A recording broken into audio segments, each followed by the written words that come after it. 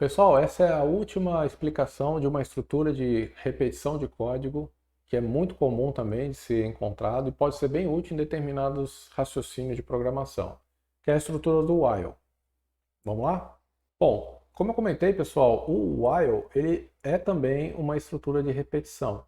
Então, de forma semântica, ele é muito parecido com o for. Ele faz a mesma coisa. Ele tem um bloco de texto em que ele repete para uma determinada situação, uma determinada condição. E o while, só para aproveitar e comentar, a tradução para o português literal aqui seria o enquanto. Então seria uma ideia de você estar lendo o texto e encontrar enquanto determinada condição é verdadeira, eu faço uma execução de código. E ele repete e vai fazendo essa mesma pergunta até o momento em que essa condição encontra falso. E aí eu paro essa execução e continuo o código dali para frente.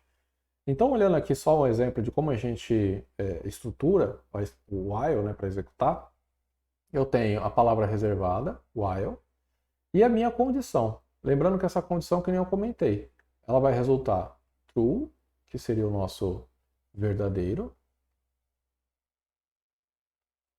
ou ela vai resultar false, que seria o nosso falso, em português, né?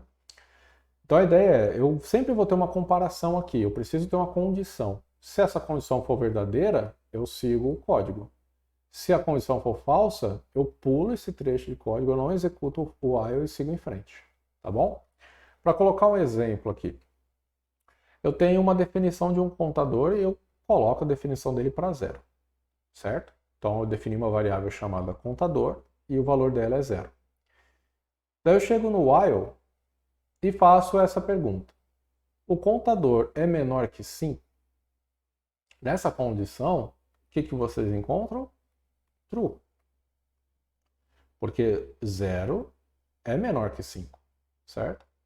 Então eu entro na execução do while e faço essa execução de linha de comando aqui. Contador igual a contador mais 1. Lembra o que isso significa de outra forma? Contador mais igual 1. Então eu estou somando 1 nessa variável contador. Daí ele volta aqui de novo. Aí ele encontra isso daqui. O while, aí ele encontra isso daqui. O contador, ele já não é mais 0, ele vale 1. E então, 1 é menor que 5. Ainda continua dando true. Então, perfeito. Ele continua e faz a mesma operação. Ele vai seguindo, seguindo, seguindo, até o ponto em que o contador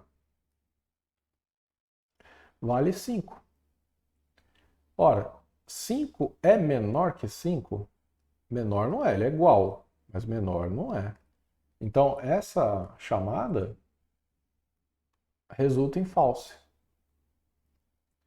Como resultou em falso, ele não vai entrar mais no while, ele vai seguir linha para frente. Nesse caso, ele tem uma próxima linha que simplesmente mostra na tela o loop e o while terminou com sucesso. Tá bom?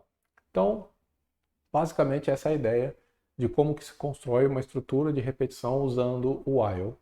Beleza, pessoal? Então, basicamente é isso. Essa parte de programação de computadores, essa é a última parte que eu queria ilustrar para vocês.